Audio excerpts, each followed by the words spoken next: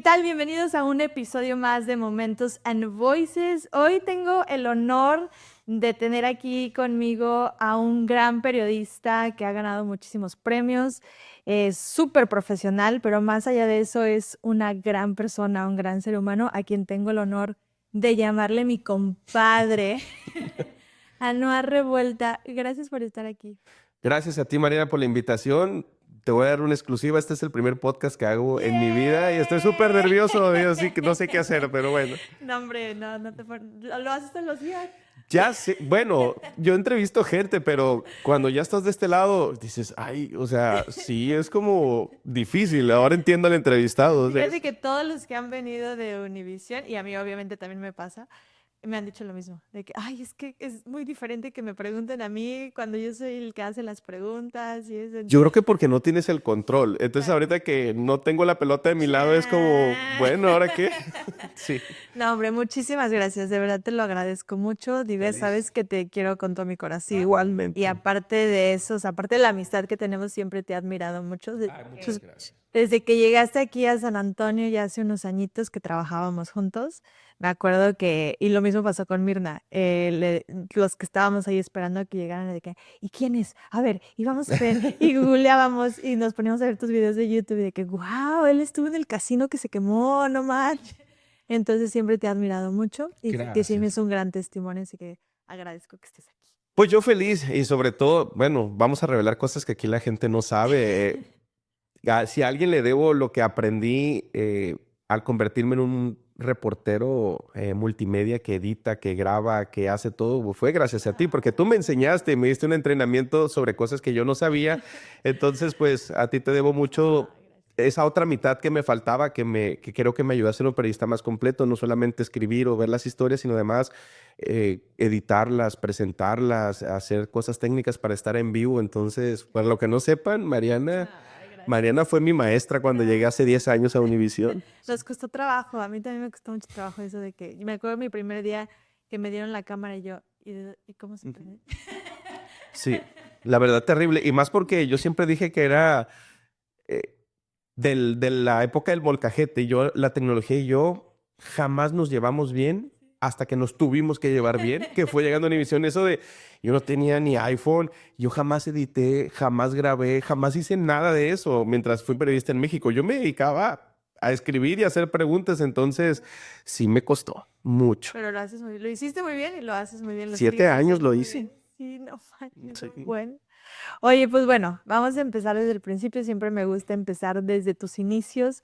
Platícame de dónde eres, cómo es que te metiste al mundo del periodismo, siempre fue un sueño tuyo, cómo fue esa, ¿quién es Anuar antes de ser Anuar Revuelta, el de las noticias? No sé si siempre quise hacer lo que hago, pero siempre como que creo que hubo momentos que me fueron empujando a que tenía que estar en los medios de comunicación. Yo nací en Reynosa en 1982. Mis papás se mudaron a Reynosa, yo creo que en 1980, y yo nazco. Mi mamá es de La Paz, Baja California. Mi papá es de Morelia, Michoacán. Empezaron a hacer una vida ahí.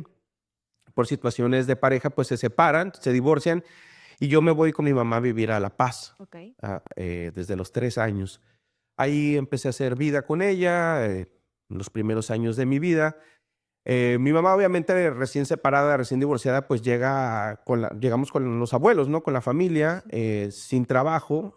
Mi mamá empieza a vender pasteles para ayudarse y ayudarme en lo que yo entraba al kinder y todas estas cosas, a la guardería. Mi mamá es doctora, Ok. es médico general. Entonces, lo que lograba una plaza en el hospital o en el seguro, pues empezó a hacer cositas por fuera, Trabajos, ok. trabajos. Siento que ahí. Ya cuando mi mamá logra una plaza, que yo me acuerdo que siempre hablaba de cuando yo consigo una plaza y voy a trabajar, entonces como que yo entendía que era algo muy, muy valorado, muy codiciado obtener una plaza dentro del seguro, ¿no? Finalmente, mi mamá entra a trabajar al Seguro Social, a un hospital, y yo creo que ahí es donde empieza la historia de mi vida que tiene que ver con el periodismo. Obviamente me empiezan a cuidar mis abuelos y mis tías. A mi mamá le toca empezar a trabajar en las noches, en urgencias. Y yo estaba muy pequeño. Entonces, recuerdo que en las noches, mi mamá me dormía antes de irse a trabajar, me dejaba con mis abuelos. Claro. Pero ya sabes cómo somos bueno, éramos los niños, o son los niños, no te despiertas. Como que la falta de compañía hacía que te despertaras. Entonces me despertaba en la noche, pues obviamente me sentía solo, o sea, se necesitaba a mi mamá y se me iba el sueño en las madrugadas. Pero yo me acuerdo que a veces hasta me amanecía. Yo creo que dormí intermedio y desde chiquito. Y en la recámara de mis abuelos no dormían en su recámara en verano, se salían a dormir a la terraza por el calorón, no teníamos aire acondicionado, entonces salían a la terraza y yo me dormía en la cama y tenía la televisión, entonces yo prendía la televisión pues como una manera de distraerme porque todo me daba miedo. Claro. Y en ese tiempo en La Paz no había sistema de cable, o sea, o tenías parabólica o no tenías nada. Sí. Y lo único que se veía era el canal 2, el canal de las estrellas. Y en las noches, en ese tiempo, acababa de empezar Eco, el sistema de noticias Eco. Ok. Entonces a mí Eco, los presentadores de Eco, que era un revólver que toda la noche, pues eran los que me acompañaban en esas noches de soledad o de miedo, de distraerme. Estabas escuchando. Entonces, no te miento, o sea, yo creo que tendría 6 años, yo ya me sabía capitales del mundo, ya me sabía banderas, me sabía los presidentes de muchos países Por porque estar por estar escuchando. viendo y escuchando para distraerme de esa, pues yo creo que de esa Miedo, soledad o de claro. ese miedo, de esa tristeza. Y entonces empecé a aprender cosas, pues del mundo, de noticias, pues los que salían en Eco, tú dime, o sea, Sí, sí, Antarina sí. Fernández, no sé, Ramón Fregoso, Ana María Vargas, que ahora está en Univisión Dallas, es gente que más o menos recuerdo que estaba ahí. Entonces, por ahí me empezaron a acompañar en las noches esos periodistas y esos noticieros. Agrégale a eso que en las mañanas, ya el fin de semana, mientras mi abuela le hacía desayunar a mi abuelo leía el periódico, pero lo leía en voz alta. Pues, le leía las noticias a mi abuela. Entonces ahí era como que otra cosita, Estabas ¿no? Que alimentaba mi escuchando. cerebro de escuchar, de que ya viste lo que sea Andirú, pasó esto y esto, y le contaba las noticias. Entonces como que las noticias empezaron a ser una parte muy importante para mí sin darme cuenta. Claro. O de repente ver el informe de gobierno del presidente con el abuelo, pues no había mucho más que hacer, ¿no? Sí, sí. Mientras me cuidaban. Y yo creo que de ahí fue creciendo ese gusto sin querer se fue sembrando. Pasa el tiempo y mi mamá consigue trabajo en Cabo San Lucas. Ok. Decidimos hacer un cambio. Bueno, decide ella que en ese momento la situación familiar era muy turbia entre hermanos de ella, abuelos. Entonces dice mi mamá, por mi salud mental y física, me quiero separar un poco de la familia y nos vamos a vivir a Cabo San Solo Lucas. tú y ella. Solo yo y ella. Mi mamá en ese tiempo salió con un problema del corazón que surgió sin darse cuenta mientras estuvo trabajando en las madrugadas en urgencias. Como que el estrés y todo esto la llevó a una situación donde se le descubrió que ella tenía un problema desde nacimiento del corazón, que salió a relucir con todo este estrés, que ahora entendemos los papás, ¿no? Seguramente todo este agobio del trabajo, de los hijos, de la economía, la separación. Entonces dice, tengo que tener un espacio para curarme y para no ponerme en riesgo por mi hijo. Entonces nos vamos a vivir a Cabo San Lucas y ahí empieza una nueva vida. Yo estaba en tercero de primaria. Mientras vivía en La Paz, estuve en un colegio de madres católicas. Mi mamá hacía lo posible por pagármelo. Tenía una educación un poco más estricta. Cuando ya nos vamos a Cabo San Lucas, en ese tiempo, Cabo no era nada. Era un pueblo ni siquiera pavimentado. Había 2 escuelas primarias y entré a una de las 2. O sea, no había más. Y ahí entró a la vida real de la escuela pública, la escuela de gobierno, a conocer otro mundo que no conocía. No quiero decir más hostil, pero más, pues no sé, más real, más orgánico. Y creo que ahí empezó la mejor etapa de mi vida. Ahí empecé a ser feliz, empecé a sentirme más libre, más en conexión con mi mamá, porque ya tenía a mi mamá conmigo en un horario normal. Ya no estabas solo en las Ya no estaba solo en noches. las noches. Por ejemplo, a mí me pasaba algo en la escuela cuando llegaba al colegio, casi siempre, no casi siempre, pero sí muchas veces me acuerdo que vomitaba. Siempre llegaba con náuseas. Ahora entiendo que tal vez era Estrés, estrés o ansiedad. ansiedad, Claro. exacto, porque era muy recurrente. Y pues en ese tiempo no había tanta, ¿cómo se dice? Pues No sabías noción de la salud claro, mental. claro, claro. Hasta que ya eso se me quitó cuando nos movimos de ciudad, pusimos distancia de la familia, empezamos a mi mamá y yo ser pues el equipo, em, y casualmente esa etapa se cura. Entonces ahora empiezas a entender muchas cosas de cómo funcionan los niños, cómo funcionamos los papás, lo que tus papás hicieron por ti. Entonces, así empieza un poco el caminar mi vida con mi mamá y yo ya con un poquito de que se me sembró el tema del periodismo. ¿Qué alimentó esta parte de las noticias duras y de la realidad? Mi mamá llega a trabajar a Cabo San Lucas al DIF. Ok. Ella también se capacitó en un tema de estimulación temprana y rehabilitación para niños. Entonces llegamos al centro de rehabilitación del DIF de Cabo San Lucas. Entonces ahí mi mamá empezó a hacer mucha labor social con gente pobre, con gente discapacitada, con los pocos recursos que había, ayudar. Y el DIF, pues tú sabes, se encarga de llevar brigadas de ayuda, comida, asistencia, despensas en temporada de desastres.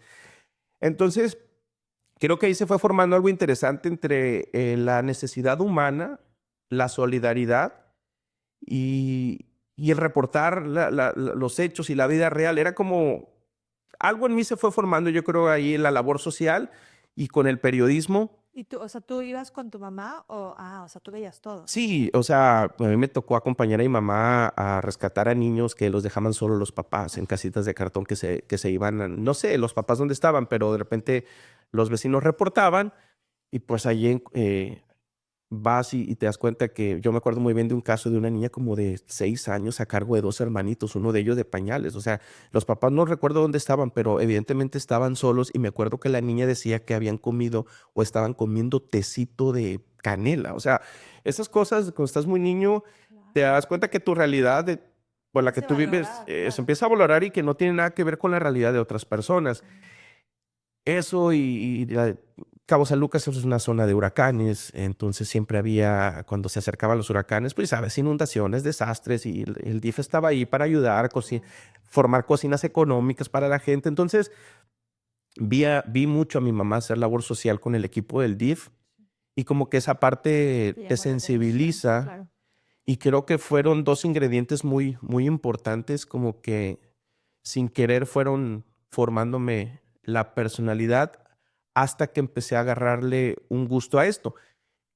Aún así, yo seguí creciendo y mi interés no necesariamente era el periodismo humano o el periodismo de servir. Yo quería usar mi voz y hacer, pero no sabía cómo. Y yo era muy fanático del soccer, del fútbol. Entonces, en mi mente, yo creo que yo me quería dedicar a eso, no a ser futbolista, sino a ser cronista deportivo, porque pues en mis tardes, pues cuál internet, Claro. cuál tableta, cuál celular, era irte a jugar al campo de fútbol. Sí. Entonces, a mí me surgió una pasión en la adolescencia por Chivas, por el fútbol, y entonces yo, conforme fui creciendo, le decía a mi mamá que yo quería ser narrador deportivo, yo quería ser como José Ramón Fernández, yo quería estar en los medios, pero para eso. Llego a la universidad y ahí me doy cuenta que tal vez mi pasión no era esa. Ahí es donde yo cambio y me vuelvo más por el periodismo local, por el periodismo urbano, por el mismo periodismo de las historias humanas. Pero yo creo que de ahí empezó todo a formarse. ¿Y dónde estudiaste en la universidad? En la Universidad Autónoma de Nuevo León, en la Facultad de Comunicación en Monterrey. Yo dejo la preparatoria en el Cobach de Cabo San Lucas a los 18 años. Y te vas a Monterrey. Me voy a Guadalajara con mi mamá a buscar una universidad, porque yo quería vivir en Guadalajara porque jugaba a las Chivas. Y dije, qué padre, aquí estudio, aquí me divierto, sigo mi pasión y pues todo está controlado, pero no encontré una universidad pública que tuviera la carrera y una privada pues no la podíamos pagar. En ese tiempo entonces opté por moverme a Monterrey. ¿Y qué estudiaste? ¿Cuál fue específico? Es licenciatura en periodismo. Ok. Entonces entré a periodismo. Entonces ahí mi papá me dijo, bueno, vente más para acá, en Monterrey hay buenas universidades, está la Autónoma de Nuevo León. Mi papá sigue en Reynosa. Entonces ahí donde dije, bueno, pues tuve que salirme un poco del sueño que yo me había construido para adaptarlo a otra parte.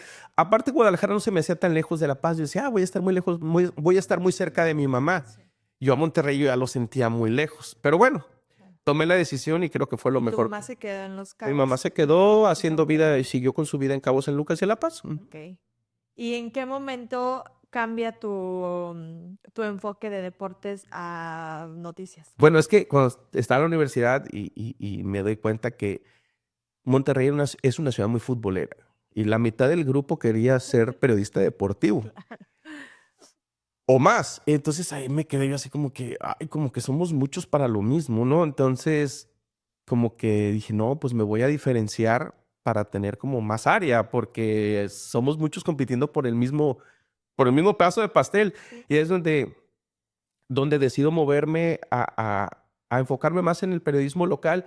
Pero yo creo que simplemente era una cuestión de que iba a pasar tarde o temprano, porque sí, mientras estudiaba periodismo deportivo, realmente yo llevaba los periódicos bajo el brazo, yo en el campo, porque iba en camión, hacía una hora de camino de donde vivía a la escuela, pues yo me aventaba El Norte y Milenio. Entonces yo siempre estaba consumiendo noticias locales, pero yo no me había dado cuenta Que era lo que te de mi gustaba. pasión por las Claro, noticias claro.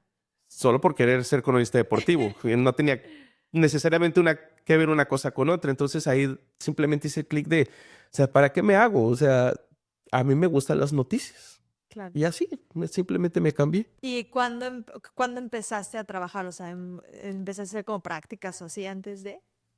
Mira, yo me acuerdo que yo consumía, ahora que hago memoria en Monterrey, noticias, y yo veía Televisa en las mañanas, Televisa Monterrey. Yo no veía TV Azteca. No me gustaba el estilo. Y yo me acuerdo que veía Info 7 y decía, no, Info 7 es el noticiero local de Monterrey de Azteca. Y decía, yo no voy a trabajar ahí, no me gusta, no me gusta, no me gusta. A mí me gusta más Televisa. Por alguna razón, Info 7 lanza una convocatoria en televisión sobre un taller de periodismo para estudiantes. Okay. No sé cómo me enteré, no sé si una amiga mía o alguien me dijo, el caso es que tenías que ir a dejar tu folder con tu currículum y no sé qué. Para ganarte un lugar y te iban a escoger. Bueno, pues, ¿qué puede pasar? Pues voy y dejo mis papeles y Televisas también lanza el suyo. Televisa Monterrey también lanza su taller de periodismo y pues también voy. Ah, ok, ok. Entonces llevé a los dos. Francisco Cobos era el director de noticias de Televisa Monterrey en ese tiempo, que ahora es periodista de Univisión. Sí. Y él me entrevistó como para el filtro y no me escogió. No me quedé.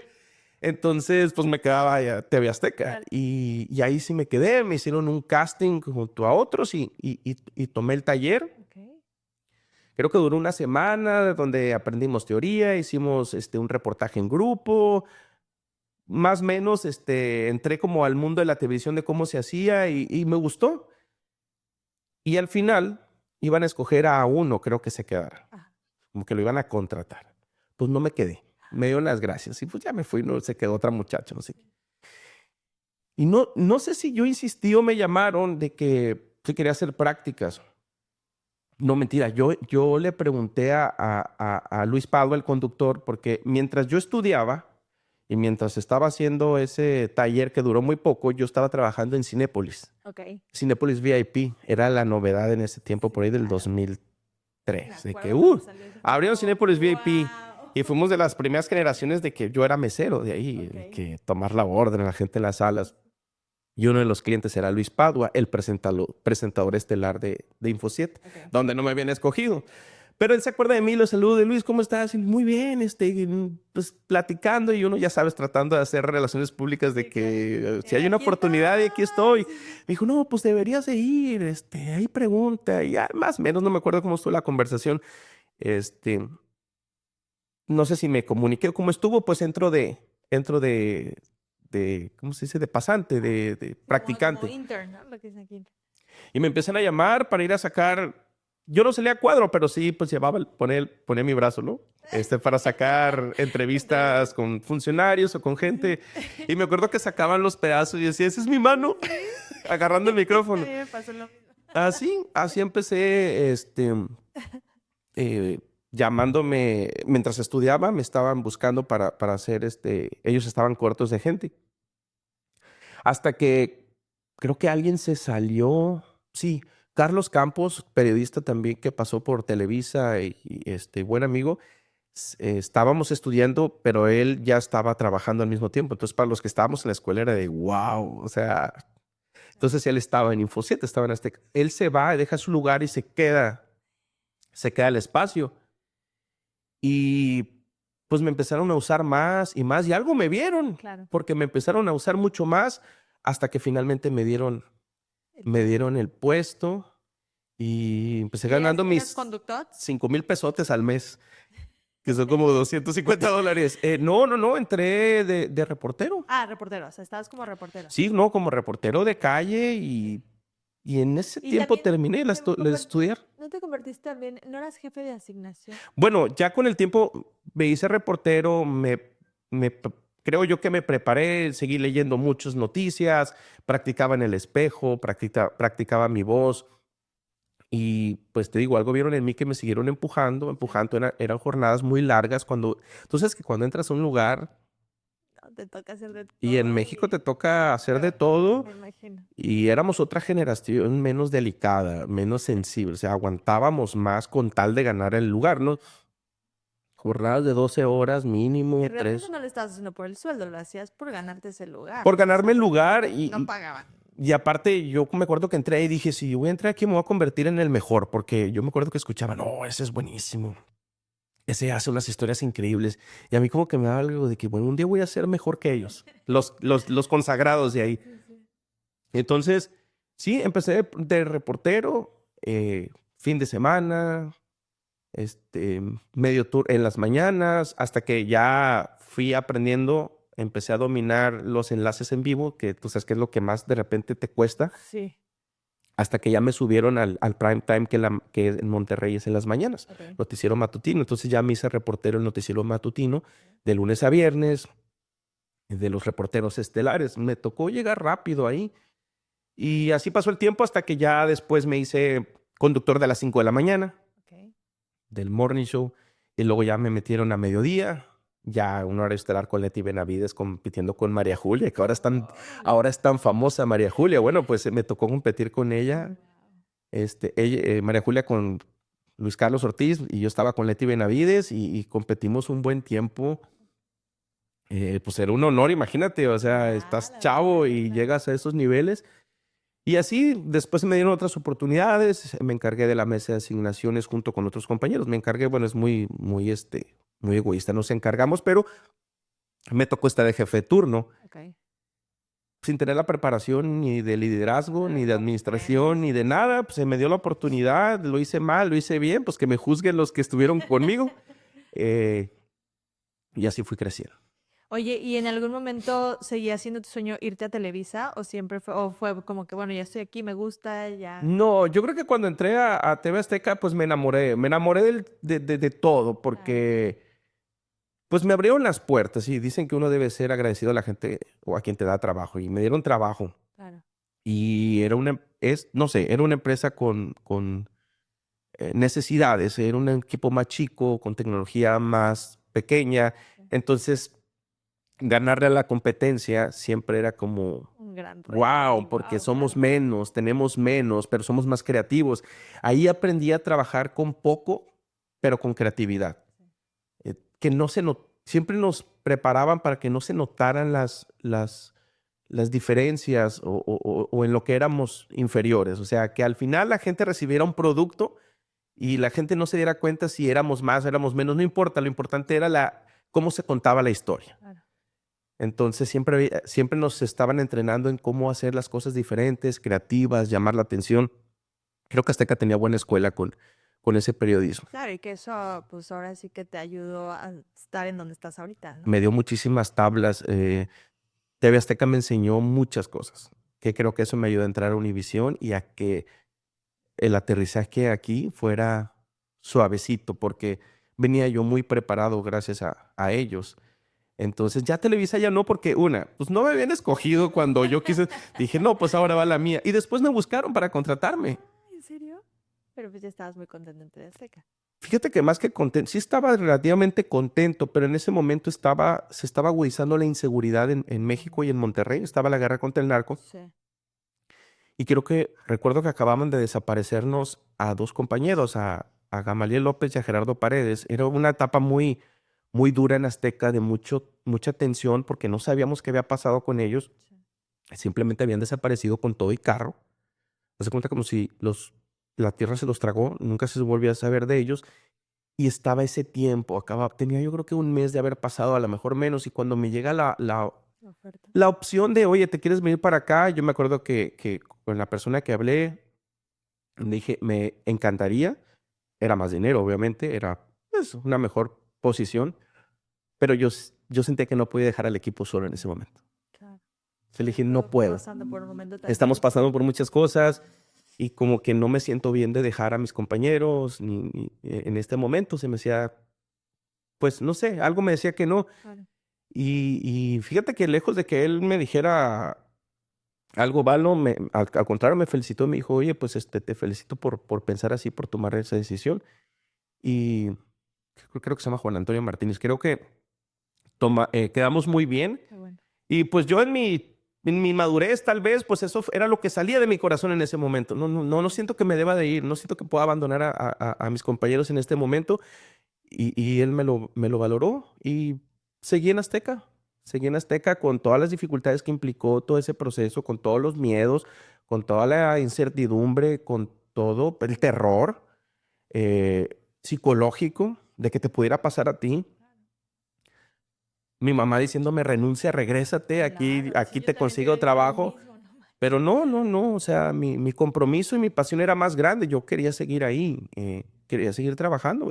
Y pues al final de cuentas es lo que me llenaba o me llena. Entonces no estaba dispuesto a soltar mi Renunciar. sueño por una etapa muy oscura, sí, pero eventualmente iba a pasar.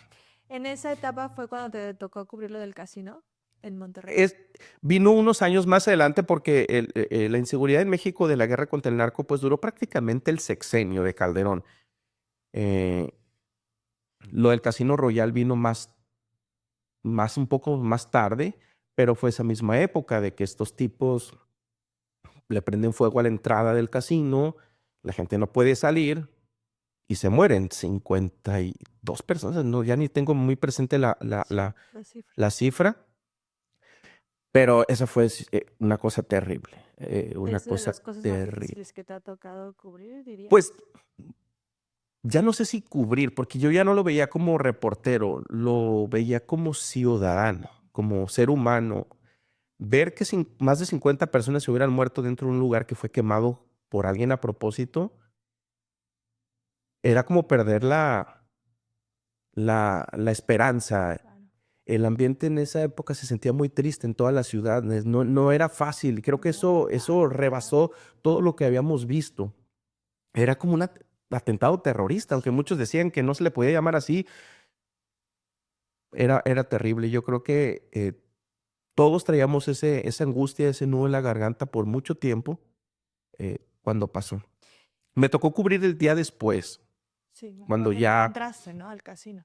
cuando ya habían salido los peritos y ya habían levantado cuerpos. Eh, no hice lo correcto, pero pues lo hice haber entrado. Yo creo que me pudieron haber detenido. Se me hizo fácil que el ejército se retira del lugar, deja el inmueble relativamente libre o abierto, pero es una escena de crimen. Hoy te puedo decir que no lo haría, pero pues en ese momento estás más joven, la calentura del momento, te comunicas con tu camarógrafo así como de vista. ¿Qué onda? Pues entramos y que sea lo que Dios quiera. Y fue cuando hicimos ese recorrido Me acuerdo. tan, Fuerte. pues se hizo tan, no sé si viral, se puede decir en ese tiempo. Sí, claro. Hicimos un recorrido dentro del casino. Si tú oyes ese video, se me oye la voz temblorosa Claro. porque cada paso dentro de ese lugar era descubrir algo. Yo iba a ciegas, simplemente olía muy feo. No te digo que nadie se quemó como tal, murieron asfixiados, pero todo olía quemado. Era un calor, todavía guardaba mucho calor ese lugar del fuego.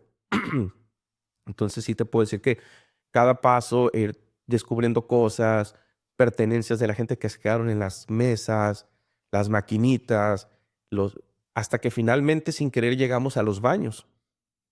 Y los baños tenían un simbolismo especial porque habíamos escuchado que a la mayoría de las víctimas las encontraron en los baños. Y claro, tenía sentido cuando se empieza a quemar Se la mete. entrada hacia atrás. La gente corre hacia arriba y se refugia en los baños. pero pues ya no había salida. Los baños estaban intactos, los baños estaban perfectos, pero fue todo el humo que entró. De la gente se trató de esconder, desde donde la gente llamó por teléfono a sus familiares para avisándoles lo que estaba pasando.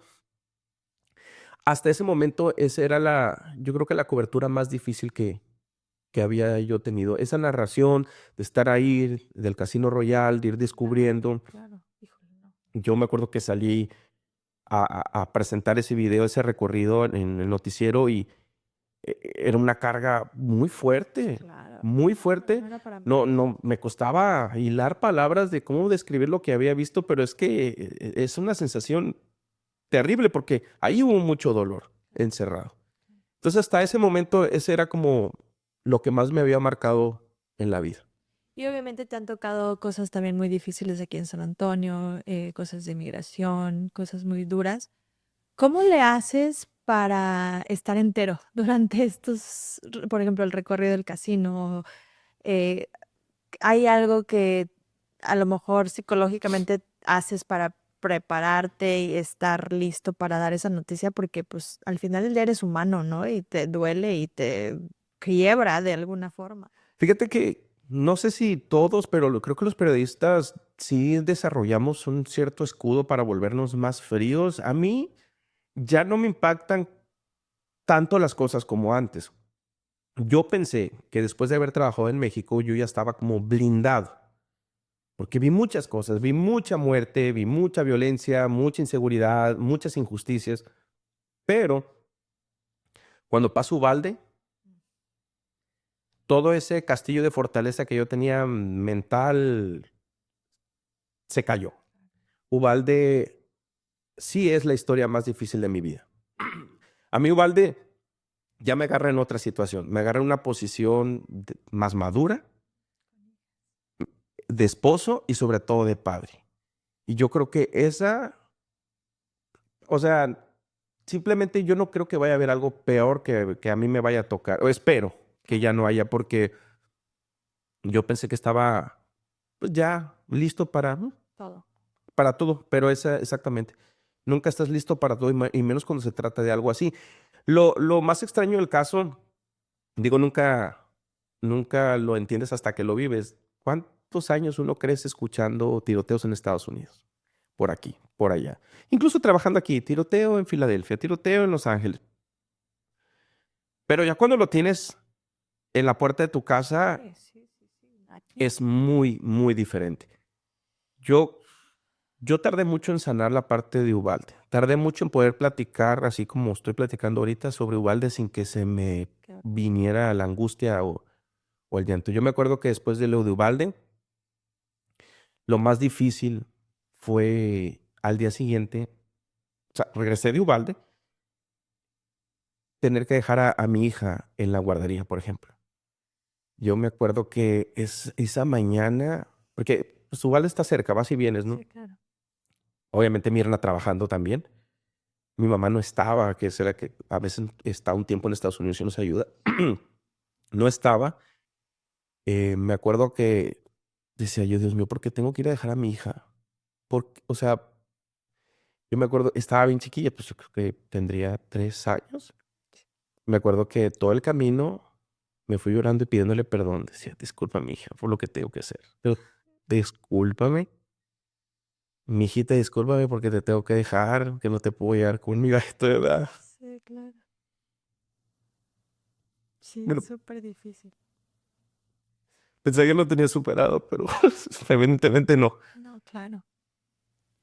Claro, porque aparte te pones en los zapatos de todos esos padres, ¿no? Que pensaron exactamente lo mismo que tú o que ni siquiera lo pensaron. Llevaron a sus hijos a la escuela como cualquier Exacto. otro Es que día. solo podía pensar en eso. O sea, ¿en qué momento el diablo actúa de esa manera? O sea, entonces, sin duda, mi momento de papá más difícil es haber tenido que ir a llevar a mi hija a la escuelita el día siguiente, porque tenía mucho miedo Claro. que le fuera a pasar algo, que otro loco se fuera a meter ahí. No puede dejar de pensar, o sea, esa angustia entonces, pues todo el camino trataba de simular a llevar en el car seat atrás, y pues yo le decía cuánto la quería y que me disculpara, que Su papá iba a regresar por ella, su mamá también. O sea, por un momento pasa por tu mente decir, no, es que ya no quiero ir a cumplir con lo que tengo que cumplir, o sea, me quiero quedar con mi hija, pero este, sí es una herida abierta todavía, o sea, Claro. y Y lo va a ser. yo la tengo conmigo, yo tengo a mis hijas conmigo, yo no puedo imaginar Que los no. que ya no los tienen. Eh, Esa fue la parte más difícil, bajarla, entregarla, regresarme al canal Y seguir. y seguir, vamos. También, pues, hay que seguir, la vida continúa y pues yo como presentador de Univisión San Antonio, yo no puedo quedarme, Sí, no te puedes dar el lujo de no, decir, ay, no voy a ir a trabajar hoy. me voy a quedar a llorar, me voy a quedar a abrazar a mis hijos. O sea, también hay una parte de mí que dice es que mi gente Me me necesito. espera porque necesita que la noticia les llegue en su idioma. Entonces, para mí eso es muy importante también. Entonces, es una parte donde sí, o sea, aparentemente los periodistas somos duros, pero como puedes ver, hay cosas que nos llegan y en este caso a mí nunca una noticia me había hecho quebrarme como Ubalde, pero también tengo un gran sentido de la responsabilidad y el compromiso de yo llegué, yo migré a este país, escalé, trabajé muy duro, llegué hasta donde estoy y yo siento un compromiso muy fuerte con mi comunidad y por eso traté de separar una cosa de la otra, pero fueron días muy difíciles emocionalmente y me sentía culpable de sentirme tan mal porque de repente llegar a Uvalde otra vez al día siguiente y ver las cruces en la plaza y quebrarte y llorar, y decía, y los papás de estos niños, o sea, de estar peor. Y yo la verdad, y te voy a contar esta anécdota de Uvalde, cuando me voy a regresar, yo siempre estoy monitoreando en redes sociales, yo sigo agencias, escuelas, distritos escolares, para siempre estar como al pendiente Sí, que... saber qué Me está acuerdo pasando. muy bien esa mañana, debo de tener todavía el screenshot de ahí, no sé si decía distrito de Uvalde o escuela Rob, no me acuerdo, pero me acuerdo que hablaban de un tirador y me acuerdo que aviso a la mesa de asignaciones y no, sí, pues en eso están. Yo apenas me iba a bañar, eran como las 11 de la mañana. Total, no, sí, parece que algo está pasando, pero las autoridades dicen que sí hay un tirador, pero no hay un tirador, pero que sí hay, pero que ya lo agarraron y luego, pero siempre no. Entonces, todo, si tú te regresas a esas conversaciones de las mismas autoridades, era una escalada de mentiras, porque ahora sabemos que nunca estuvo en control nada. Eh, Me cambio, llego al canal, yo me fui a ciegas con Rubén Cantú, iba de camarógrafo. Ya teníamos equipos allá, pero todavía no había información oficial. Bueno, pues vamos en el camino, el internet no estaba muy bueno. A la escuela ya no fui porque ya estaba una compañera ahí. Entonces, bueno, pues vámonos al, creo que se llama Centro de Convenciones. No es como se llama, que es donde estaban reunificando a las familias. Sí. Yo llego y estaban pues llegando camiones escolares y papás recogiendo a los hijos, entraban normal. Hasta ese momento, debido a la falta de internet que yo traía, no sé si era mi teléfono o era la señal, No sabes qué a mí no estaba me llegaban las pasando. Claro. actualizaciones. Creo que ni se rumoraban de personas fallecidas. De repente empiezo a ver que entraban papás desesperados, porque solo permitían la entrada a familiares, y unos ya no salían, u otros salían llorando. Pero igual, yo seguía sin entender qué estaba pasando. Me dicen, vas en vivo al Noticiero Nacional con Ilia, Jorge y no sé quién. Y telefónico, porque otra vez me quisieron meter por el celular Pero no y se no se podía. pudo. Claro. Y me dice la productora, oye, vas a entrar y vas a decir que hay 11 muertos. ¿Tú te imaginas toda esa nube de no saber nada No manches. hasta que te dicen por teléfono 11 muertos? Sí, lo acaba de decir el gobernador. Entonces contesta al aire, vas a decir que el gobernador acaba de confirmar 11 niños muertos. No. No le creí, no lo dije. Simplemente yo no podía creer. O sea, yo dije, eso tiene que ser un error. Yo entré al noticiero nacional, yo describí lo que estaba pasando, de repente se oían los gritos ahí de la gente saliendo, yo sin saber qué estaba pasando. Pero dije, yo no voy a soltar una noticia de ese tamaño, Que no una, sé qué. que yo no la vi, Sí, que no lo a mí no han me comprobado. consta y mi mente no la podía procesar. Yo decía, es que no puede ser. ¿cómo va a haber 11 niños muertos? Que tiene que haber un error. No, pues imagínate lo que terminó siendo. Ahí estuve toda la tarde, presenté el noticiero de ahí y me acuerdo muy bien que pues entraba y salía la gente, pero todos los reporteros en la orilla como, pues, ¿qué hacemos, no? O sea, nadie nos atrevíamos a molestar a un papá porque todo era muy incierto. Ya después del en vivo con Nilia, ya llegó el noticiero local, ya teníamos más noción del número de fallecidos. Pero me acuerdo que manejaban el término missing, que había no sé cuántos missing, que los que faltan. Y yo pensé que había niños, pues yo en mi mal inglés asocié con que faltan, como que están desaparecidos, como que para mí, en mi lógica, se salieron de la escuela. Ya los encuentro. Oyeran los balazos y se salieron corriendo y no los encuentran. Y entonces, cada vez llegaban más familias que ya no salían a ese lugar. Y luego había un señor que yo me senté en una bardita ahí de piedra, llegó un señor con su esposa y me preguntó, oiga, ¿no sabe dónde están recibiendo a los niños que sacaron de la escuela? Y yo le dije, pues aquí, le dije, pero ya no están llegando camiones. Le dije, me dijeron que en el HIV también estaban entregando, si quiere vaya a preguntar allá, pues va y regresa y nada. Y ya iba a entrar el noticiero y me dice, lo que pasa es que mi hija está missing. Y yo pues en la ignorancia de, pues está perdida. O sea, me dice, sí, no me dan razón de ella. Y había heridos. Le dije, bueno, a lo mejor está herida. Sí, y yo, a ver, ¿cómo se llama? No, pues tal, tiene una foto, sí. Y yo le digo, bueno, pues yo le ofrezco, le dije, pues mostrar su foto porque se hablaba de que había heridos en San Antonio, en Uvalde, en Carrizos, pues, no sé, en áreas. Yo, que alguien sabe dónde está, claro. Entonces el señor Jesse, me acuerdo que se llama, pues ya, le digo, pues si usted quiere, yo le ofrezco el espacio, yo pues más no puedo hacer. Me dice, no, sí, total. Entramos al noticiero y ya el señor habla, no, pues sí, a ver, cuénteme su hija en qué grado, no, pues está. Y pues bueno, sí, aquí no, agarro el celular, lo enfoco la cámara, si alguien ha visto esta niña que se llama así, pues llámenos y le avisamos al señor, pues no, pues en ese caos no sabes ni qué hacer. Y para mí era una cobertura nueva. Yo no sabía nada de un tiroteo masivo, absolutamente nada. Mucho menos que el término missing era que ya estaban muertos. Entonces este señor buscando a su hija, pues yo ayudándole. Acabamos el noticiero local a las 5. Seguimos con Jorge Ramos, le digo, ¿quiere hacerlo a nivel nacional? Pues usted dígame, no, sí, y la foto. Entonces ya para el noticiero yo ya mandé la foto para que hicieran el gráfico y se viera bien. No, pues nada. Ahí estuvo el señor, ahí estuvimos platicando y yo pues en la ignorancia también, igual que él, y pues está desaparecida, ¿no? O sea, seguramente está escondida la niña. Ya en la noche lo llaman, creo que entra al lugar donde se estaban dando información a los papás y ya desde adentro me mandó un mensaje de texto y me dice, mi hija está entre los fallecidos. Ay, no. Fue así, o sea, de esas veces que le pides a Dios por todos y pues por el Señor que tienes al lado que le dices, ay, ojalá la encuentre, pero pues no.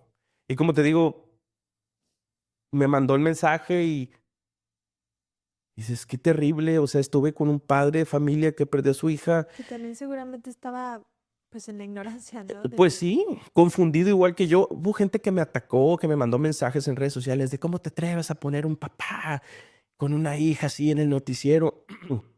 Y para esa gente que me atacó, que a lo mejor pensó que yo me estaba aprovechando, porque sí lo hay malos reporteros, malos seres humanos con un micrófono que se aprovechan de la gente. Yo en ese caso, y Dios sabe que yo lo único que estaba tratando era ayudarle a un padre a encontrar a su hija, pero ni él ni yo sabíamos que estaba muerta, porque no sabes. Y para nosotros, pues es ir narrando y narrando y descubriendo la realidad en ese momento, que las autoridades no daban mucha información. Esas son las historias que me marcaron de Uvalde, específicamente esa del señor Jesse, tenerlo ahí sentado y de una plática llevó a una conexión para tratarle de ayudar a encontrar a su hija hasta que ocurrió el desenlace. Muy, muy difícil. Entonces esa herida de Uvalde, ahí está, gran parte sanada. Creo que mi error estuvo en nunca haber recibido o haber hecho por obtener ayuda psicológica. Y Univision la tuvo, pero como estás en el rush todos los días de, pues es una noticia muy fuerte, la compañía demanda noticias, el Nacional también, La gente no depende te de das ti. tiempo y aparentemente crees que ya sanaste. Pero yo regresaba de Uvalde y mientras me estaba bañando yo estaba llorando, sacando esa presión. Así me curé un poco llorando. O sea, yo no soy un tipo que llore, yo no soy un tipo sensible, yo no soy un tipo que se quiebre, pero lo hacía a solas, porque si no yo sentí que iba a explotar. Yo sentí que iba a explotar, que mi corazón y mi mente iba a explotar, era demasiado cargando.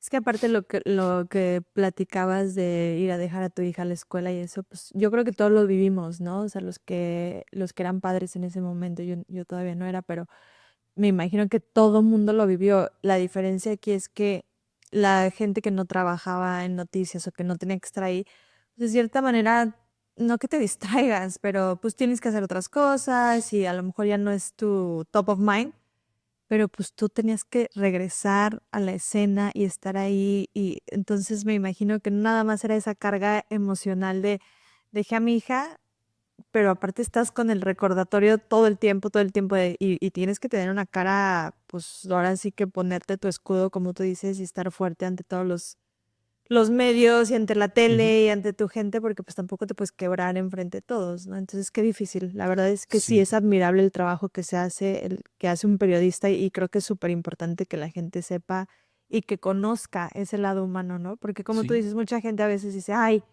nada más están ahí para vender o nada más están ahí porque quieren sacar rating y pues realmente los verdaderos periodistas lo hacen porque es algo que Yo te los digo, apasiona. en este mundo como en el de cualquiera, hay buenos y malos.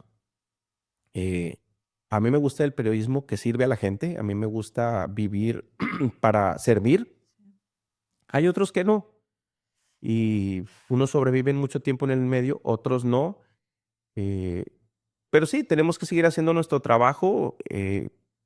Y pues yo soy de la escuela donde el periodista no siente, el periodista se mantiene frío, eh, apegado a lo que tiene que hacer, concreto, en fin, pero ya con el tiempo he aprendido que no, o sea, tú, para los que me conocen y me verán, yo si me enojo se me nota al aire. O sea, no puedo fingir que todo está bien cuando no lo está. Yo me enojo, también me entristezco, obviamente, como te lo platiqué, también tengo mis momentos felices, pero creo que hoy en día no podemos estar aparentando algo. O sea, creo que la gente agradece que seamos transparentes. Como yo estoy siendo transparente contigo y me estás viendo en todas mis facetas, ¿no? Eh, Creo que es la mejor manera de conectar con la gente en este mundo tan frío, digital, donde hay tantas personas haciendo contenido, donde hay tantos que se creen periodistas que no lo son. Eh, Al final de cuentas, creo que hoy los periodistas somos más importantes que nunca porque tenemos una preparación, porque tenemos una experiencia y porque al final de cuentas esperamos que la gente regrese a nosotros, a las bases, a los que les vamos a narrar o a guiar o a contar la realidad de las cosas lo más apegado a la realidad que se pueda. Eh, Porque hay mucha gente tratando de vender por fuera emociones, contenido, para ganar likes, fake news. Ahorita estamos compitiendo contra muchas cosas, Claro, claro. entonces creo que hoy más que nunca los periodistas bien preparados somos necesarios para esta sociedad.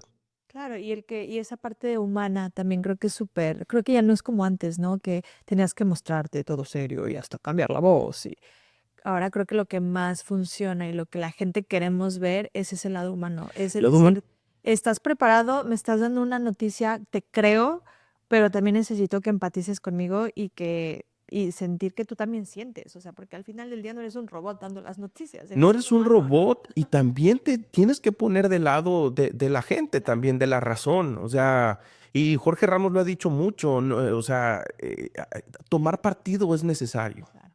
Yo no, ¿tú te imaginas siendo neutral ante la separación de niños de sus padres hoy día? ¿Cómo puede ser? ¿Cómo esperas que yo sea neutral cuando veo un niño llorando y su mamá siendo metido a una caja ahí en un carro?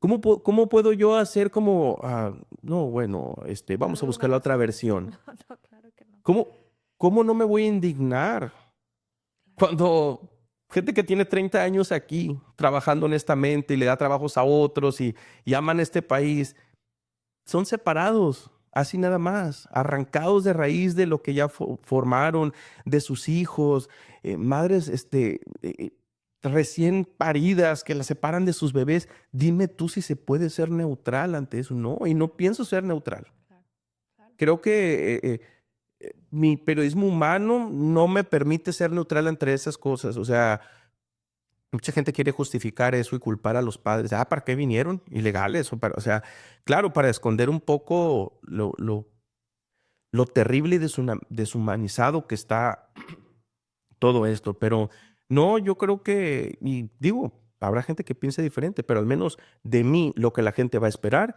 es que yo voy a tomar partido de cosas que yo considero que son injustas, o sea, o justas. No voy a hacer como, no me interesa estar en el equilibrio de cosas que no van con mis valores, con mis pensamientos, ni con el respeto a la humanidad. Con eso no esperen que yo esté solo de un lado, en el medio. No va a ser así. Y creo que eso es lo que te hace un gran periodista también. Y lo dije cuando empezamos, ¿no? Más allá de ser un gran periodista, eres un gran ser humano, que tienes un gran Gracias. corazón, una gran persona. Y algo que también, que cambiando un poquito a otro tema, que también es como muy único de ti, es que tu esposa también es periodista. Uy, te imaginarás los pleitos. No nos peleamos. Entonces, digo, está padrísimo porque obviamente se entienden y trabajan en Univisión los dos. Entonces, por ejemplo, yo, ¿no? Que llego del trabajo y le explico a mi esposo, no, ¿qué pasó esto? Pues a veces me dice, ah, ok, chido, ¿no? Y también el de que, no, la máquina de ingeniería, pues qué padre. Pero pues ustedes lo viven juntos. Entonces, por un lado es una ventaja porque se entienden, pero también supongo que ha sido un gran reto el separar el trabajo de la vida personal como esposos y como padres, ¿no? Que ahora ya son papás de dos chiquitas preciosas. Ahí te va. Sí, no está fácil. A veces yo quisiera que mis conversaciones fueran así de, bueno, ok, y ya, pero cuando somos dos periodistas con muchos argumentos Y en la aparte, mesa, los dos súper apasionados. muy apasionados, no está fácil.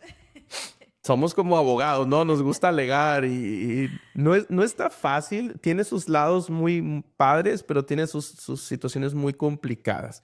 O sea, nosotros nos ven en redes, obviamente como a muchas familias, ¿no? La parte padre, la parte bonita, la familiar, pero no es como que nos peleamos así, ¿no? La verdad llevamos una relación muy tranquila, pero sí tenemos muchas diferencias en modos de pensar, en modos de ver la vida, en modos de ver la política. Tenemos muchas diferencias. Es más, yo no sé cómo Mirna y yo estamos juntos siendo tan diferentes en todo, hasta en los gustos de la comida. Ella me supervisa a mí, ella es mi jefa también. Entonces, sí, no le gusta, pues siempre hago la broma cuando nos ven en la calle la gente de que le preguntan, oiga, ¿y usted dónde está? Y Mirna dice, no, pues ahora estoy de subdirectora de noticias. Le digo, sí, manda en la casa y también manda en el trabajo. Eh, pero más allá de eso, sí, tenemos muchas cosas en común en el aspecto del periodismo, pero nuestras conversaciones son muy profundas, son muy densas o cargadas de a veces mucha energía no necesariamente agradable. Entonces, a veces nuestras conversaciones, en lugar de ser, ay, ¿cómo te fue hoy? No sé qué, pueden ser quejas o puede ser de que a mí no me gustó la nota de Sutanito. No, pues a mí sí, pues yo creo que le faltó eso. No, pues eso sí, me explico. Entonces, y ella como maneja gente, pues a veces ella llega más cargada de situaciones de estrés porque, pues, tú sabes, hay que lidiar y arreglar personal o recurso humano. Entonces, sí, a veces es complicado. Hemos llegado a hacer varios pactos de, bueno, ya no vamos a hablar de trabajo. Pero también es bien difícil, ¿no? Pero es difícil porque es lo que nos vincula, es lo que tenemos en común. A veces ya me dice, a ver, no me contestes nada, no me digas, solo me quiero quejar. Tu mujer se quiere quejar. Solo quiero que me escuches. Y creo que eso es muy válido. Y yo, ok, venga. No es la O única. sea, me dice, resuelvas el mundo. no me des retroalimentación, no me des consejos, no me digas qué hacer, no me des tu opinión, solo escúchame. Y entonces digo, claro, o sea, eso también se vale. Yo, venga, escupe todo. Y así. Y también por el lado positivo, pues tener una misma pasión es muy bonito porque vamos juntos en el camino, hemos crecido juntos en la empresa. Ella llegó como presentadora, yo llegué como multimedia journalist, ella se hizo subdirectora de noticias, yo llegué a ser anchor. O sea, Claro, han crecido. ganamos premios juntos, gracias a Dios. Sí. Nos ayudamos, ella me checa a mí Apoyo. contenido o script, yo le ayudo a ella. Entonces nos vamos ayudando y al final de cuentas yo creo que ese es el ejemplo que queremos ponerle a nuestras hijas, ¿no? Que trabajamos en equipo Claro, y que trabajar en equipo nos lleva a mejores lugares, a mejores situaciones. claro. Pero yo creo que tiene más ventajas que desventajas trabajar juntos. Ujú. Yo creo que sí, aparte son un gran equipo y han hecho, bueno, están creando a dos pequeñitas preciosas. Gracias. Sí. ¿Cómo ha sido tu vida como papá? ¿Cómo te ha cambiado el ser papá? Pues me ha cambiado desde que la sensibilidad para las historias. También, no solo la sensibilidad, ¿sabes en qué tengo más cuidado ahora? En cómo cuento ciertas historias, porque como mi hija a veces anda corriendo en los pasillos y a veces le toca estar mientras estoy al aire, cuando he estado dando noticias pues duras que tienen que ver con violaciones, balaceras, acuchillamientos. Entonces me ha llegado a pasar que, porque yo redacto el noticiero como muchos áncoras, ¿no? Estoy dando la noticia y son noticias crudas y luego veo que está mi hija ahí y entonces ahí es donde digo, debería moderar el lenguaje, porque nunca sabes quién, nunca sé quién me está escuchando. Claro. No Y sé si esa te parte se tienen me, prendido y hay niños jugando. ella me regresa esa, o me recuerda esa realidad de que no se trata de no contar las noticias Claro, claro. o tratar de suavizar la realidad de la comunidad, pero a lo mejor usar otras palabras que no sean tan fuertes. Entonces, trato de tener presente en mi cabeza a mi hija, la más grande, Paula, cuando redacto, cuando escribo algo, porque, porque ya hace preguntas, entonces ya ha pasado de, ¿qué significa esto? Y es como, ¡ay! Qué fuerte. Qué difícil explicar y que se vayan sembrando esas palabras en su mente tan pequeña todavía, pero entonces trato de tener más cuidado de cómo digo las cosas. Creo que eso es lo que más me ha cambiado y obviamente el hablar de historias de niños, pues tiene una particularidad ahí.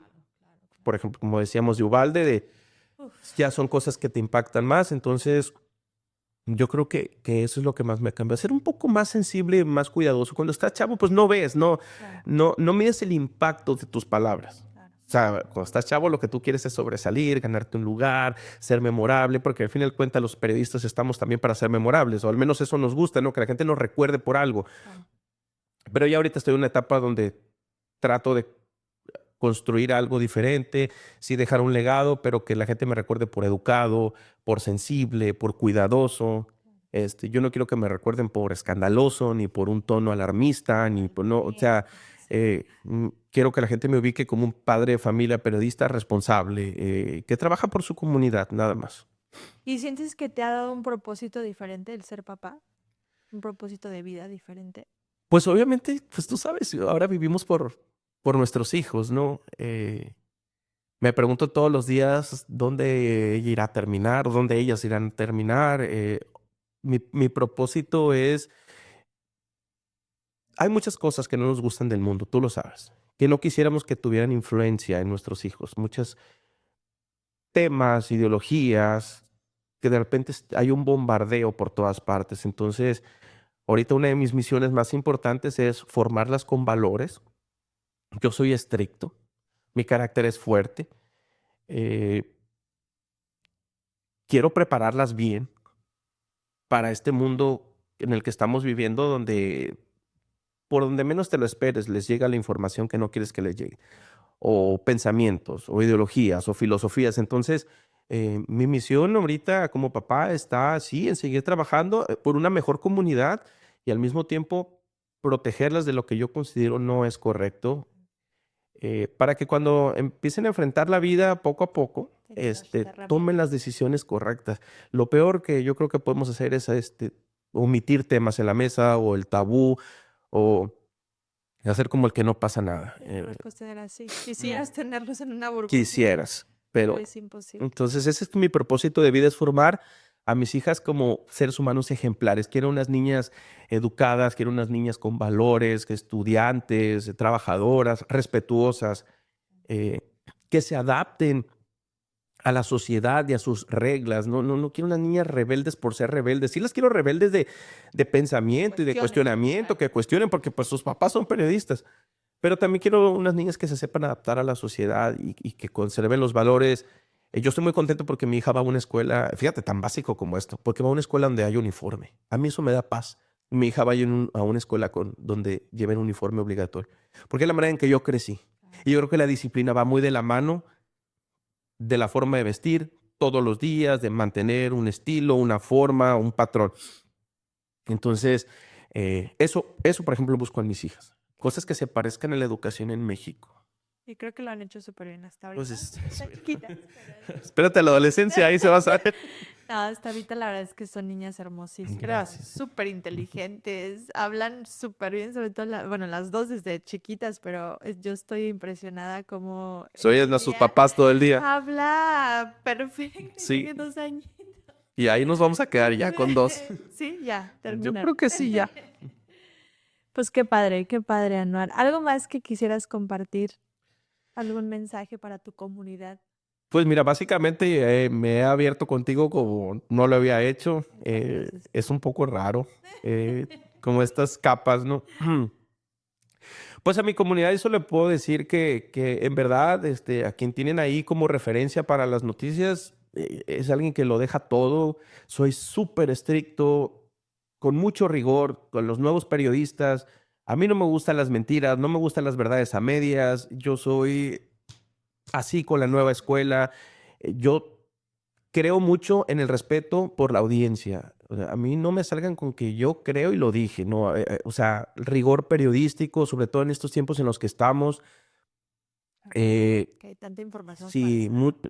creo que eso es lo que la gente puede esperar de mí, que si les vamos a decir algo, si les voy a decir algo, está bien corroborado, está bien checado, lo más apegado a la verdad que se pueda, siempre lo buscamos, no estamos aquí para improvisar. Tenemos un profundo compromiso por la comunidad y por la comunidad migrante en estos momentos.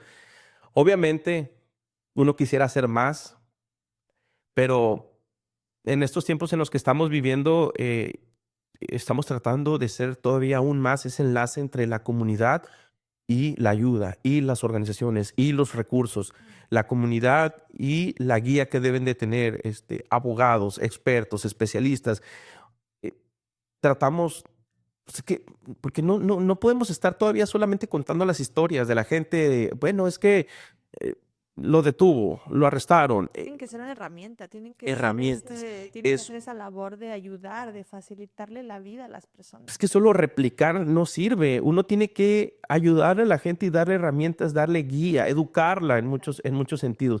Y ese es un compromiso y ese es un periodismo que sirve a la gente, que es el que defendemos, es el que hacemos. Otros harán periodismo que solamente les gusta hacer llorar a la gente y exponer el dolor y exponer lo terrible. Eh, yo creo que al menos nosotros nos apegamos al periodismo que sea útil.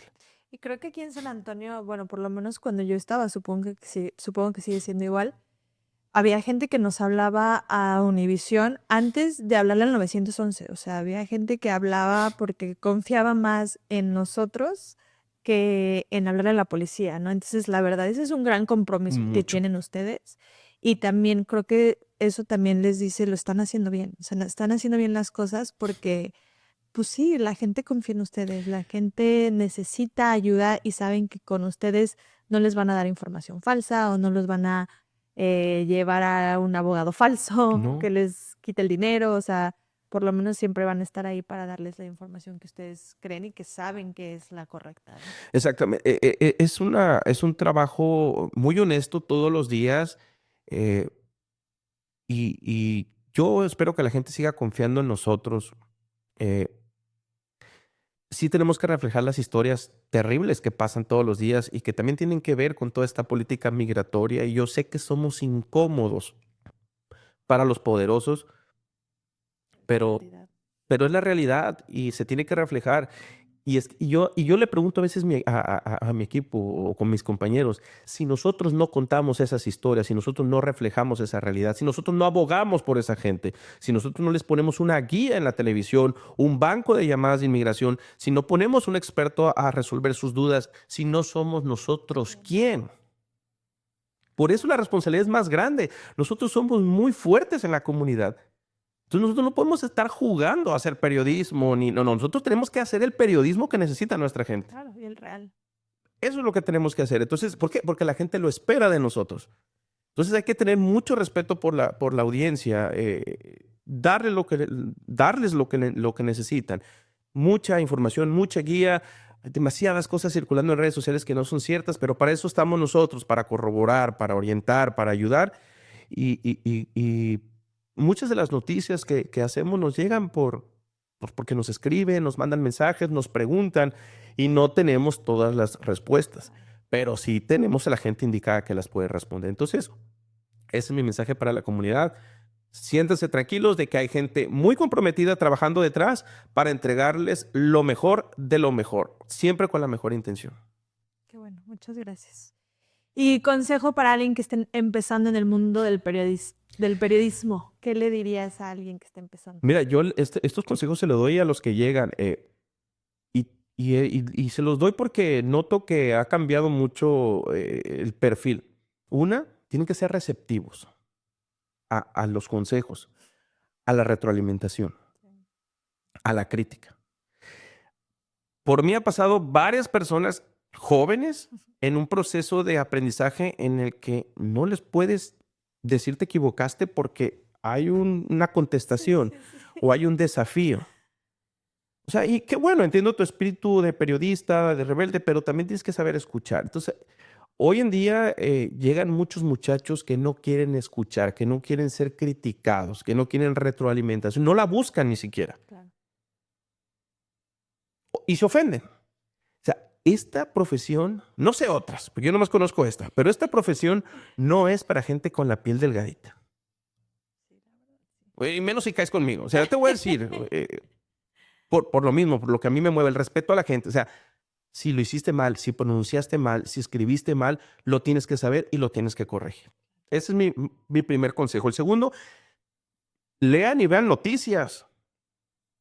Porque a veces en las entrevistas de trabajo no se molestan ni en saber el contexto de la ciudad. O sea, lean y sepan de las noticias. Empápense de lo que van a contar. Y otra, si quieren trabajar en Univisión, les pido, vean reportajes de Univisión. O vean reportajes de Nacional.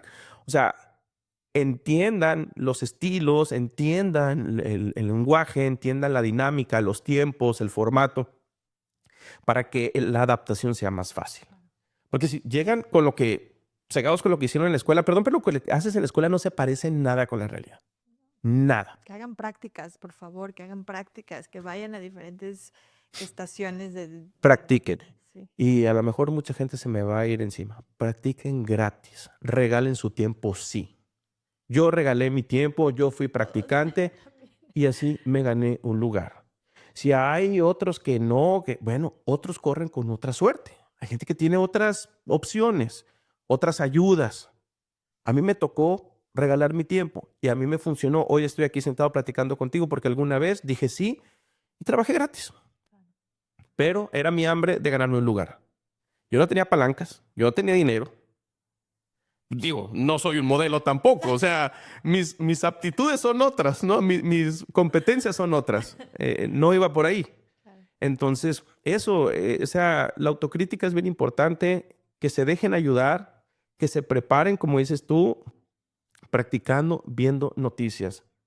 Estén al día. Porque también, no sé si tal vez es la inmadurez, yo no quiero juzgar a todos, pero también llegan muchos muchachos que solo quieren jugar al influencer en redes sociales. Trabajo en Univisión, pero solo subo fotos y me moneo. O sea, definen qué quieren ser. O sea, este trabajo no es para monearse. O sea, este trabajo es duro, es de calle, es de sol, es de lluvia, es de frío, es de dolor. Es de no vacaciones, es de sacrificios. Sí, sacrificios. Y hoy en día no, muchos quieren sacrificar nada. Ah, no, es que yo no trabajo en Navidad. Ah, no, es que yo no trabajo los domingos Yo a porque las si no, 5 ya. sí, no trabajo los domingos porque es el único día que tengo que ver a mi novio. Ah, fíjate, cosas así. No saben dónde están parados. O sea, cuando se abren una puerta tan importante, empiezas a poner peros. Esa es la parte que a mí yo choco con estas nuevas generaciones donde no están dispuestos a entregar o sacrificar casi nada. Y tú sabes que esta carrera es de resistencia. Física y mental. Lo acaban de escuchar.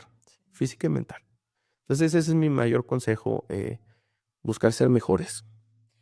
Y si pudieras regresar el tiempo y hablar con ese pequeño Anuar que se dormía, o que más bien que no dormía escuchando Echo, ¿qué le dirías a ese pequeño Anuar después de todo lo que te ha tocado vivir? Ay, no que me habían hecho esa pregunta.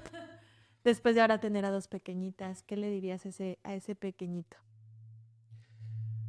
Pues mira, al final, tal vez le diría, al final, bueno, lo abrazaría en ese momento de esas noches de soledad. Soy hijo único por parte de mi mamá. Obviamente le diría que todo va a estar bien. O- Pero creo que algo que sí haría por él, o si se pudiera platicar con él, es que lo hubiera llevado a terapia más temprano. Lo hubiera llevado a terapia a sanar sus cosas más temprano. Porque pues tú sabes que lo que vivimos de niño o en nuestra adolescencia, pues nos marca nuestra personalidad. Y yo, por ejemplo, creo que me pude haber ahorrado muchos problemas. O pude haber funcionado mejor en muchas cosas. O hubiera logrado cosas más grandes más temprano. Pero mi carácter, mi enojo, pues esta ira que a veces tienes contenida y no sabes por qué, que sales, que luego ya sabes de dónde viene, esta energía mal canalizada, que de niño, la soledad, que nadie te calmó, que entonces yo creo que bueno, sí, lo abrazaría, le daría certidumbre de que todo va a estar muy bien y lo llevaría a terapia, porque ahora es muy saludable y creo que es lo que nos ha ayudado a progresar y a ser, mi caso, pues un mejor esposo y un mejor papá. Yo creo que eso sería lo primero, porque yo fui un niño muy nervioso, con mucha angustia. Hoy me doy cuenta que era un niño con ansiedad. Y no culpo a mi papá, ni a mi mamá, ni mucho menos. Pues, es la realidad que a mí me tocó vivir, ¿no? Y está bien. Pues, yo amo a mis papás y ahora que soy papá, pues entiendo Muchas cosas. muchas cosas. Y yo fui papá ya grande, 35 años. Mis papás fueron a los 25. Entonces, la madurez era bien diferente. O sea, ¿cómo voy a juzgar a mis papás por algo que cometieron a los 25 años cuando a los 25 años yo ni siquiera estaba casado? O sea, eh, ahora entiendo más cosas, tengo más empatía y yo creo que la salud mental de los niños es bien importante y también la quiero procurar para mis hijas, porque si en algún momento me equivoqué, pues yo no quiero que eso las frene en su desarrollo. Y yo creo que eso es lo que yo haría. Y qué bueno que digas eso, porque siento que aunque ya ha cambiado mucho la salud mental y el ir a terapia, creo que sigue siendo un cierto tabú, sobre todo en los hombres. Lo platico mucho con mi psicóloga y de hecho ella hace unas semanas estuvo en un podcast con dos hombres psicólogos que justo empezaron ese podcast para como normalizar el ir a terapia en los hombres. Y que me da mucho gusto que lo digas y te agradezco mucho que seas tan abierto y que te sensibilices ante este tema porque yo digo, yo soy fiel creyente de que la terapia es para todos y que todos, no hay una sola persona en el mundo que no necesite sanar heridas del pasado, de tu niñez, de lo que vives hoy, o sea, algo te va a afectar. O sea, nadie es Claro. perfecto, ¿no? No, y no tienes la vida perfecta. Y bueno, no, gracias por destacar la conversación en ese tono o en este tema, porque si yo tomé terapia y tomé terapia por seguir a mi esposa, porque Mirna tuvo depresión postparto, pero nadie nos habló de la depresión postparto. Eres papá primerizo y nadie te advierte sobre esas cosas. Entonces yo la vi a ella como se iba marchitando sin saber que se estaba marchitando, pero también la vi florecer. Y ahí es donde yo entendí de la importancia de la salud mental y a nosotros nos tocó en plena pandemia. Entonces yo también empecé a arreglar ciertas cosas que por tabú yo pensé que "No, pues, eres hombre y no dices". A mí siempre me ha costado mucho mostrar mis sentimientos, ser afectivo. tenía un carácter muy fuerte, muy reactivo. Tenía de repente estos ataques de ira de que me enojaba y ¡pum!, le pegaba a la mesa. O sea, nunca le pegué a nadie, nunca me peleé con nadie, pero mis acciones iban, cuando ya me desesperaba, a reacciones equivocadas. Claro. Y a mí lo que me hizo cambiar fue ser papá. Cuando yo me acuerdo que una vez mi hija, no me preguntas qué hizo mi perro, que me enojé mucho. Entonces le estaba gritando al perro y creo que lo agarré y le iba a dar una nalgada. No sé qué iba a hacer. Y Paulita tenía como, yo creo que 1 año. Y me acuerdo muy bien su carita que se me quedó viendo con los ojos grandes, como asustada. Y en ese momento, o sea, esa cara, no sé qué se me olvidó. En ese momento, cuando iba a hacer algo con el perro que me desesperó, no sé si orinó o qué, lo solté. Y ese fue el momento para mí, el punto de quiebre donde, o sea, esos ojitos me dijeron que tenía que hacer algo. Y a partir de ahí busqué ayuda, y a mí, pues mi punto de quiebre fue mi hija, fue la mirada de mi hija, donde me hizo ver que pues yo por años había vivido con un error y que tenía que curarlo y sanarlo. Entonces, a raíz de ahí, empecé con la terapia y lo superé. No te digo, sigo siendo una persona con carácter, pero ya si me enojo, no me desespero al grado de, ¡ay!, querer romper un plástico, pegarle a la puerta. Entonces, Te si sabes ustedes controlar. le pegan a la puerta o le dan una patada a la pared o patean esas no son conductas normales. Claro. Uno las normaliza, pero eso no es, o sea, esa ira contenida, en mi caso, tenía una razón de ser que yo tenía que curar y me tuve que ir para atrás. Claro. Entonces yo le digo hoy a hombres y mujeres que me estén viendo, chavos, o sea, esas reacciones de enojo tienen una razón, tienen un detonante, pero que está muy adentro. No son normales. Entonces, eh, tuvo que pasar algo muy fuerte que me abriera los ojos. En este caso fueron los ojitos de mi niña viéndome. Y a partir de ahí empecé a cambiar. No te digo que soy, uy, ahorita levito, ¿verdad? Pero funciona mejor. Pero sabes controlarte y entiendes que todo tiene una razón de ser. Y que Funciona. está la herramienta de ir a terapia. Ir a terapia funciona mejor. Te digo, todavía hay mucho que aprender.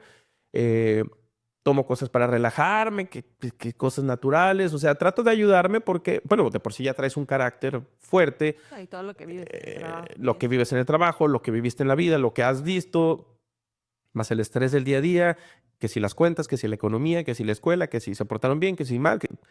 Pues obviamente nadie tiene la vida perfecta, ¿no? Claro. Entonces, pues sí, yo creo que a mí me ha ayudado y eso haría por el pequeño Anuar también.